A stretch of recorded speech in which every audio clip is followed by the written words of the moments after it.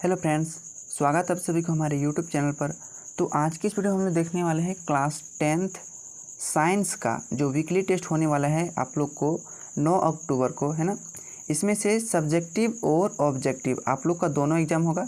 तो इस वीडियो में हम लोग टोटल जो चैप्टर नंबर आप लोग को 3 वो चैप्टर से इसमें पूछा जाएगा। चैप्टर नंबर आपका पहला 1 अम्ल क्षारक एवं लवण, ठीक है। उसके बाद विद्युत वाला से पूछा जाएगा।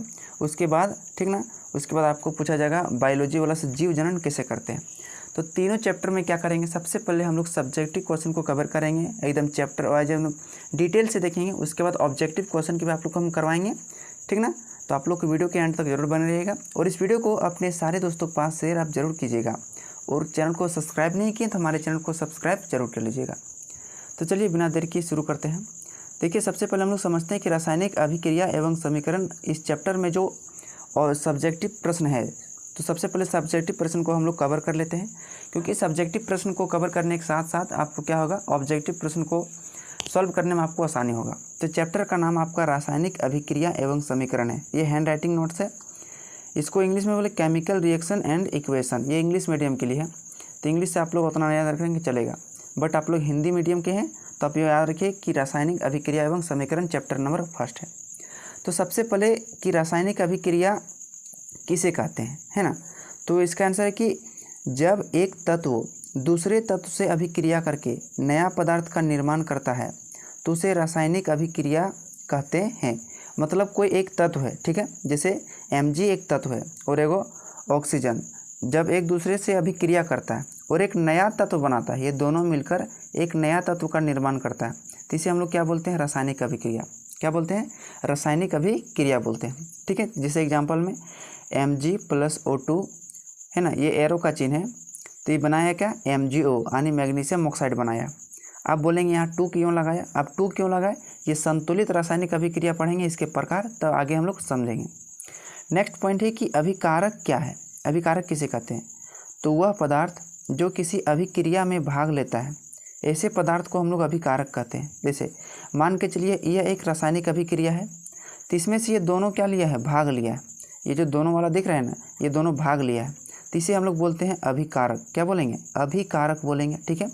और जो दोनों भाग लेने के बाद एक नया वाला बनाया, ठीक है ना, इसको बोलते हैं हम लोग उत्पाद बोलते हैं। क्या बोलते हैं, उत्पाद। तो इसे आप याद रखिएगा, जो भाग लेता है उसे बोलते हैं अभिकारक और जो बनाता है उसे बोलेंगे उत्पाद, ठीक है।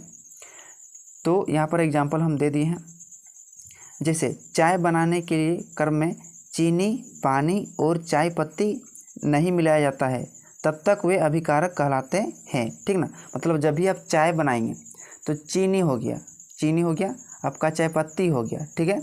उसके बाद आपका पानी हो गया, ठीक ना, आपका पानी हो गया। अभी जब तक चाय बनेगा नहीं तब तक ये सब क्या है, अभिकारक है। लेकिन जैसे चाय बन जाएगा तो चाय आप पीने लगेंगे तो वो हो जाएगा आपका उत्पाद हो जाएगा, ठीक ना। आप बात को समझ गए, ये शॉर्टकट उदाहरण दे दिए हैं। नेक्स्ट है कि उत्पाद क्या है।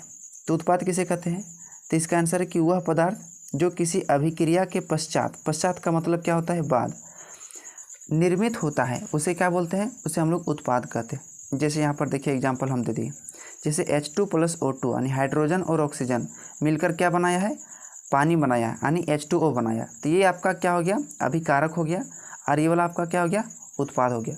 अभिकारक में हाइड्रोजन और ऑक्सीजन है और इसमें उत्पाद में क्या हो गया, आपका जल हो गया, ठीक ना। नेक्स्ट हम लोग को समझते हैं कि जो रासायनिक अभिक्रिया है यह कितने प्रकार के होता है। तो आपको लगभग देखेंगे तो यह 10 या 11 प्रकार के होते हैं, लेकिन आपको इम्पोर्टेंट सब पढ़ना है ना। बाकी सब हम आपको बाद में जब वीडियो हम बनाएंगे अलग से चैप्टर वाइज से, तब आपको हम कवर करवा देंगे। तो इसमें से पढ़ना पड़ेगा संयोजन अभिक्रिया, वियोजन अभिक्रिया, विस्थापन अभिक्रिया और द्विविस्थापन अभिक्रिया, ठीक है। और इसमें साथ साथ में करना पड़ेगा आपको ऊष्मा क्षेपी अभिक्रिया और अपचयन और उपचयन। तो ये मेनली आपको 6 से 7 टॉपिक को कवर करना पड़ेगा, बाकी सबको अभी नहीं करेंगे तो चलेगा, ठीक है। तो चलिए वो सबको हम लोग करते चलते हैं। सबसे पहले हम लोग समझते हैं कि संयोजन अभिक्रिया क्या है, चाहे संयोजन अभिक्रिया किसे कहते हैं। तो ऐसी रासायनिक अभिक्रिया जिसमें 2 या 2 से अधिक तत्व संयोग करके एक यौगिक का निर्माण करता है उसे संयोजन अभिक्रिया कहते हैं। मतलब 2 या 2 से अधिक तत्व मिलता है ना, और एक यौगिक का निर्माण करता है उसे क्या बोलते हैं, संयोजन अभिक्रिया। शॉर्टकटली हम समझा जाएगा। मान के चलिए ये आप है, ठीक ना, और ये आपकी पत्नी है, दोनों मिलके आप एक बच्चा का निर्माण करेंगे, तो ये क्या हो गया, संयोजन अभिक्रिया। आप एक बच्चा के बदले आप 5 बच्चा भी कर सकते हैं, ज़रूरी नहीं, लेकिन आप और आपकी पत्नी दो मिलकर एक बच्चे का निर्माण करते हैं।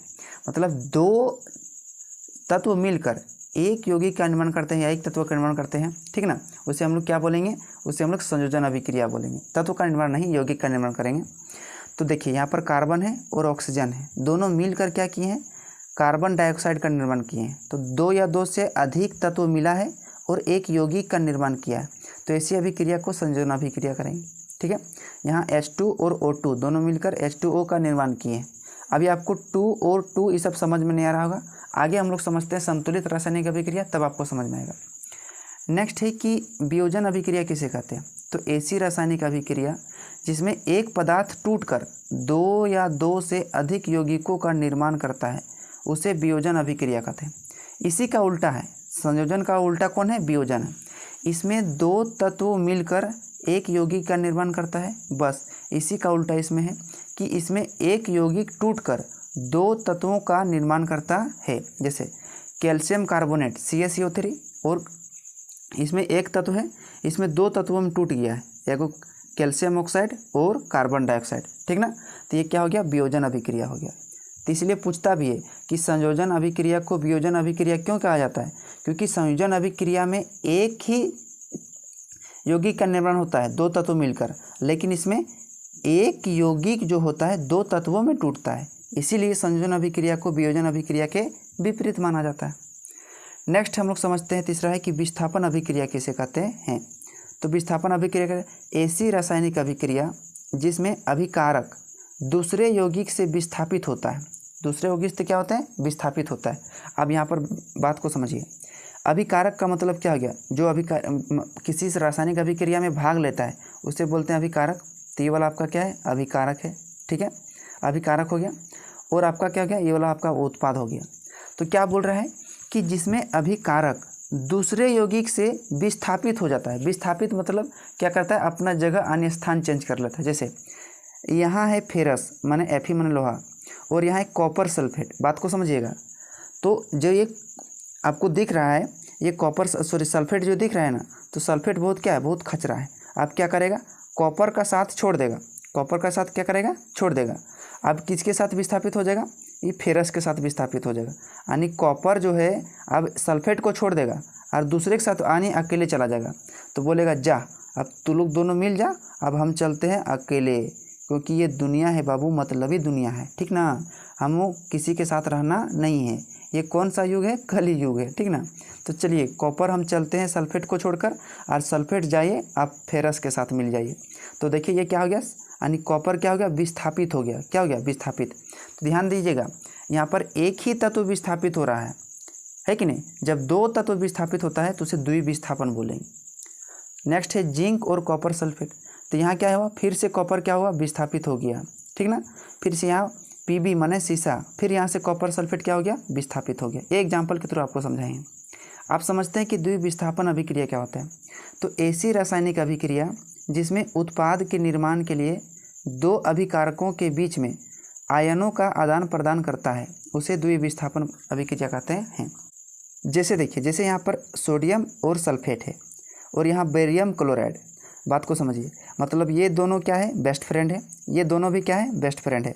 मतलब सोडियम और सल्फेट, ठीक है। यहाँ पर बेरियम और क्लोराइड बेस्ट फ्रेंड है।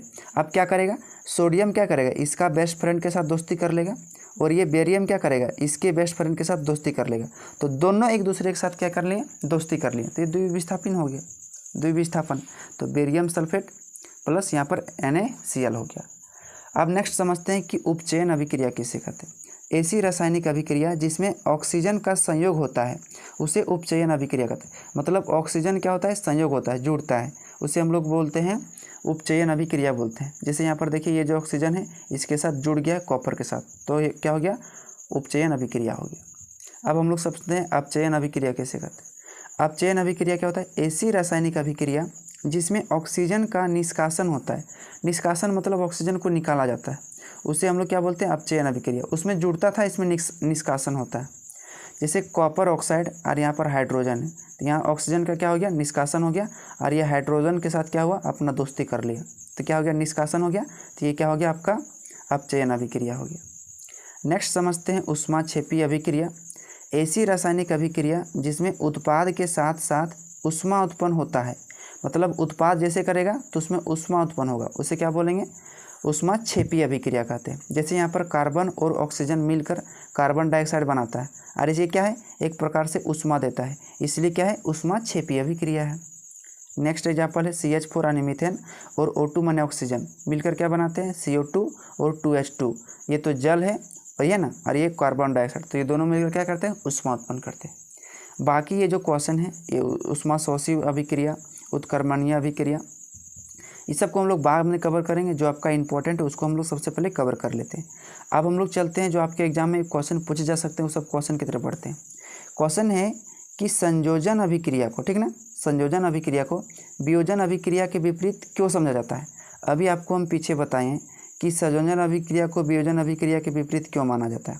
अभी हमको पीछे बताए ना कि संयोजन अभिक्रिया में दो तत्व मिलकर एक यौगिक का निर्माण करते हैं, और इसमें एक यौगिक मिलकर दो तत्वों को तोड़ते हैं, अलग अलग करके तोड़ते हैं। बात को समझ रहे हैं, इसीलिए संयोजन अभिक्रिया को वियोजन अभिक्रिया के विपरीत माना जाता है। तब आसानी से लिख सकते हैं। तो इसका आंसर है क्योंकि संयोजन अभिक्रिया में दो या दो से अधिक पदार्थ संयोग करके, मतलब जुड़ के नए पदार्थ का निर्माण करते हैं, ठीक है। जबकि वियोजन अभिक्रिया में एक पदार्थ टूटकर दो या दो से अधिक पदार्थों का निर्माण करता है, इसीलिए संयोजन अभिक्रिया को वियोजन अभिक्रिया के विपरीत माना जाता है या समझा जाता है। उम्मीद करता हूँ आप लोग अच्छे से समझ रहे होंगे। तो वीडियो को लाइक करते चलिएगा प्लीज़, बहुत ही मेहनत करते हैं आप लोग के लिए, और सब्सक्राइब नहीं किए तो सब्सक्राइब भी चैनल को प्लीज़ आप लोग कर लीजिएगा। नेक्स्ट है कि उदासीनी अभिक्रिया किसे कहते हैं। देखिए मोस्ट इंपॉर्टेंट क्वेश्चन है, उदासीनी अभिक्रिया। तो ऐसी रासायनिक अभिक्रिया जो अम्ल तथा क्षार हो उसे उदासीनी अभिक्रिया कहते हैं। ये आपको क्वेश्चन आपको चैप्टर नंबर 3 में शायद भी अम्ल क्षारक वाला मिलेगा, ठीक ना, तो उसमें भी याद रखिएगा।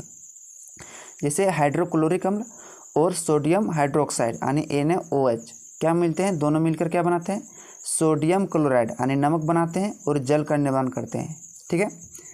नेक्स्ट हम लोग समझते हैं कि श्वसन, यहाँ पर क्या लिखे हैं, श्वसन लिखे हैं, श्वसन। तो श्वसन को ऊष्माक्षेपी अभिक्रिया क्यों कहते हैं, मतलब जो हम लोग सांस जो लेते हैं इसमें ऊष्माक्षेपी अभिक्रिया क्यों कहते हैं इसे, सांस लेना को। देखिए सबको पता है कि हमें जीवित रहने के लिए ऊर्जा चाहिए, ठीक है।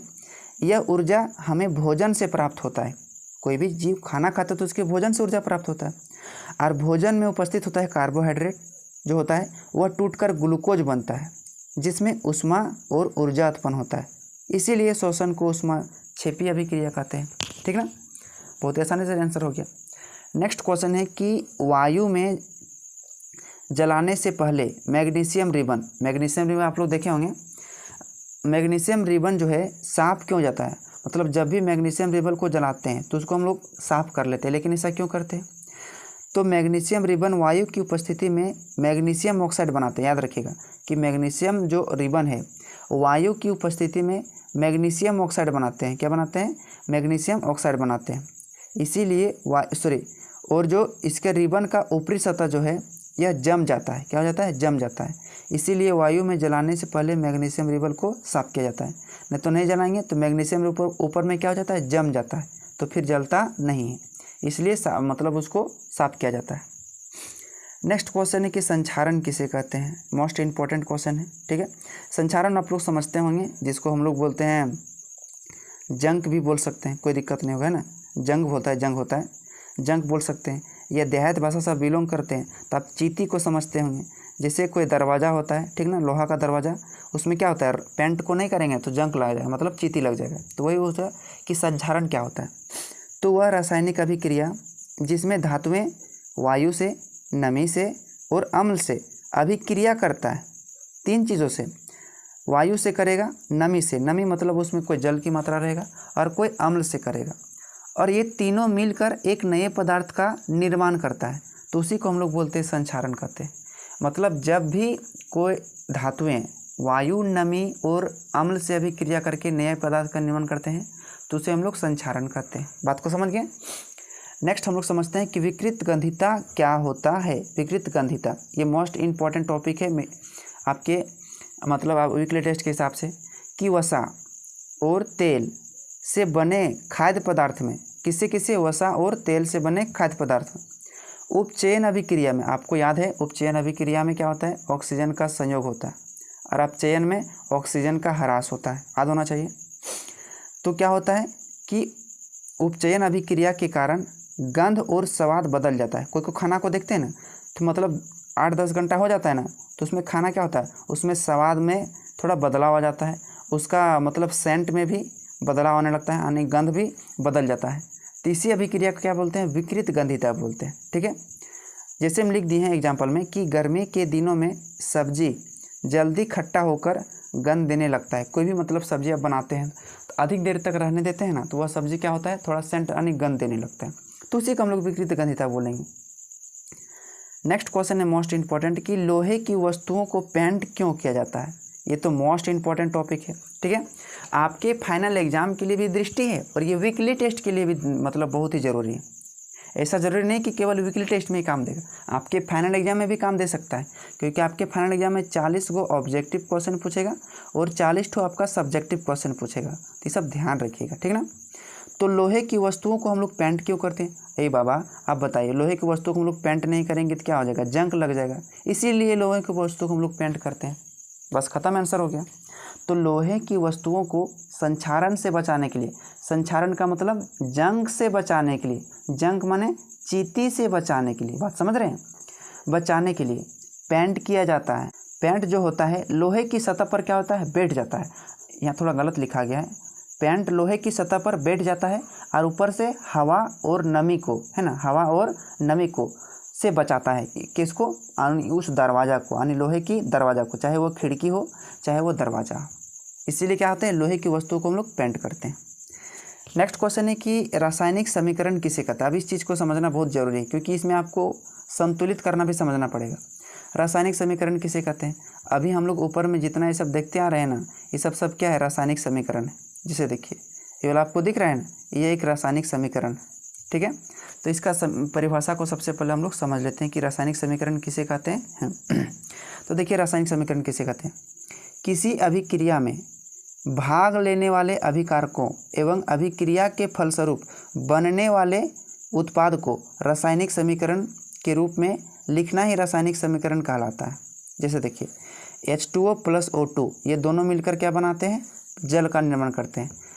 तो इसलिए क्या हो गया, ये एक रासायनिक अभिक्रिया होगी। रासायनिक अभिक्रिया याद रखिएगा, रासायनिक अभिक्रिया 2 प्रकार के होते हैं, ठीक ना। कितने प्रकार के, 2 प्रकार के। पूछेगा रासायनिक अभिक्रिया कितने प्रकार के, 2 प्रकार के। पहला हो जाएगा संतुलित रासायनिक अभिक्रिया, दूसरा हो जाएगा असंतुलित रासायनिक अभिक्रिया। संतुलित मतलब क्या हो जाएगा, स्टेबल मतलब दोनों तरफ बराबर बराबर रहेगा, मतलब दोनों तरफ तत्व जो रहेगा, दोनों तरफ तत्व क्या होगा, तत्वों में अणुओं की संख्या बराबर रहेगा, ठीक ना। तो देखिए यहाँ पर जैसे संतुलित रासायनिक अभिक्रिया, वैसी रासायनिक अभिक्रिया, चाहे वैसी अभिक्रिया जिसमें अभिकारक और उत्पाद में परमाणुओं को संख्या, परमाणु की संख्या समान होता है। मतलब परमाणुओं की संख्या क्या होती है, समान होते हैं। किसमें, अभिकारक और उत्पाद में। तो ये हो गया अभिकारक और ये हो गया उत्पाद, और दोनों में जो परमाणुओं की संख्या रहेगा क्या रहेगा, समान, मतलब क्या रहेगा, बराबर रहेगा। तो उसी को हम लोग क्या बोलते हैं, संतुलित रासायनिक अभिक्रिया। आप जैसे कैसे समझेंगे कैसे, तो देखिए यहाँ कार्बन के ठो है, 2 ठो है, ठीक है। कार्बन कितना ठो, 2 ठो। यहाँ आप एरो के चिन्ह के लेफ्ट में देखिएगा और फिर एरो के चिन्ह के राइट में देखिएगा, और दोनों में देखिए समान है कि नहीं। यहाँ कार्बन 2 ठो है, ठीक है, और इधर भी कितना है, 2 ठो। देखिए इसके पीछे 2 लगा दिए हैं, और यहाँ ऑक्सीजन 2 दूनी 4, जैसे O और 2 है ना, तो ये अगर हम यहाँ 2 लगाएंगे तो ये दोनों गुना हो जाता है, 2 दूनी कितना हो जाएगा, 4। तो यहाँ ऑक्सीजन आपका 4 हो गया, तो यहाँ भी 2 दूना कितना हो जाएगा, 4 हो जाएगा, क्योंकि 2CO2, तो 2 दूनी कितना हो गया, 4, और 2C ये मतलब यहाँ 2 कार्बन, मतलब यहाँ पर 2 को कार्बन हो गया। इसको संतुलित कैसे कहते हैं, बात को समझते हैं। इसको हम अपने से खुद से लिख लेते हैं क्वेश्चन को। इसी को हम लिख देते हैं C2 + O2, ठीक है। C2 + O2 मिलकर क्या बनाता है, CO2 बनाता है। क्या बनता है, CO2। मतलब देखिए ये तो संतुलित है नहीं, ये अभिक्रिया संतुलित नहीं है। अब संतुलित करने के लिए क्या करना पड़ता है, हमको दोनों तरफ परमाणुओं की संख्या बराबर करना पड़ता है। बात को समझिएगा, क्योंकि आपके एग्जाम में पूछ सकता है। यहाँ पर देखिए कार्बन कितना ठो है, 2 ठो है, ठीक है, और यहाँ कार्बन कितना है, 1 ठो है। अब भैया यहाँ 2 ठो है और यहाँ कार्बन 1 ठो है, तो यहाँ पर तो आपको 2 पीछे लगाना ही पड़ेगा ना। 2 आप इसके नीचे नहीं लगा सकते, इसके नीचे नहीं लगा सकते, आपको आद करना पड़ेगा द्रव्यमान संरक्षण का नियम, वो भी आपको पढ़ना पड़ेगा, ठीक ना। तो उसमें हम लोग पढ़ेंगे। तो पीछे हम लोग 2 लगा सकते हैं, किसी भी जो तत्व होता है उसके नीचे में नहीं कर सकते हैं, ठीक ना, उसके हम पीछे लगा सकते हैं, तो याद रखिएगा। तो यहाँ हम 2 लगा दिए, तो 2 गो क्या हो गया कार्बन, तो यहाँ भी 2 गो कार्बन हो गया। आप देखिए यहाँ पर 2 लगाए हैं तो आपका 2 ठो, और यहाँ पहले से था 2 गो ऑक्सीजन और यहाँ 2 लगाए हैं, तो ये 2 दूनी गुना हो जाएगा, 2 दूनी कितना हो जाएगा 4, तो ऑक्सीजन तो मेरा 4 हो गया। तो इधर यहाँ भी 2 लगा देंगे तो 2 दूनी ऑक्सीजन कितना हो जाएगा 4 हो जाएगा। तो बस ये संतुलित तो हो गया, नहीं हुआ। बस उसी में क्या किए हैं, यहाँ पर हम खुद से ओ लगा, देखिए यहाँ पर 2 लगा दिए, यहाँ भी हम 2 लगा दिए, तो यहाँ 2 दूनी 4 गो ऑक्सीजन, 2 दूनी 4 गो ऑक्सीजन, 2 गो कार्बन 2 गो कार्बन, खत्म काम। इसी प्रकार से होता है असंतुलित रासायनिक अभिक्रिया, वैसी रासायनिक अभिक्रिया जिसमें अभिकारक और उत्पाद में परमाणुओं की संख्या जो होता है असमान होता है, मतलब बराबर नहीं होता है। जैसे यहाँ पर ऑक्सीजन 2 ठो है, यहाँ पर ऑक्सीजन 1 ठो है, यहाँ मैग्नीशियम 1 ठो है, यहाँ भी 1 ठो है, मतलब इसमें ऑक्सीजन 2 ठो, इधर 1 ठो है, तो इसमें परमाणु की संख्या बराबर नहीं है, तो ये क्या हो गया आपका असंतुलित रासायनिक अभिक्रिया हो गया। और आपके एग्जाम में आई थिंक मेरे ख्याल से 3 ठो आपके एग्जाम में इस तरह से संतुलित करने के लिए पूछेगा, आप लिख के रख लीजिएगा, ठीक है। नेक्स्ट हम लोग समझते हैं कि इसका जो ऑब्जेक्टिव क्वेश्चन जो रह गया, ठीक ना, ऑब्जेक्टिव क्वेश्चन इस चैप्टर का रह गया, तो ऑब्जेक्टिव क्वेश्चन को हम लोग नेक्स्ट पार्ट में कवर करेंगे, ठीक है। इस वीडियो में हम लोग देखें केवल सब्जेक्टिव क्वेश्चन को। सब्जेक्टिव क्वेश्चन अगर आप सक लिए हैं तो ऑब्जेक्टिव क्वेश्चन ज़्यादा दूर है नहीं। मतलब इस वीडियो को आप लोग क्या कीजिएगा, ज़्यादा से ज़्यादा अपने दोस्तों के पास शेयर कीजिएगा। ये पार्ट नंबर हम 1 नहीं है, पार्ट नंबर आपको 2 में हम बताएंगे ऑब्जेक्टिव क्वेश्चन बताएंगे पार्ट नंबर 2 में। तो वीडियो को अभी तक आप लाइक नहीं किए तो आप प्लीज़ प्यारा सा लाइक कर दीजिएगा, और आप अभी तक हमारे चैनल को सब्सक्राइब नहीं किए तो हमारे चैनल को सब्सक्राइब करके बेल आइकन को प्रेस जरूर करिएगा। चलिए फिर मिलते हैं अगले वीडियो के साथ, तब तक के लिए धन्यवाद।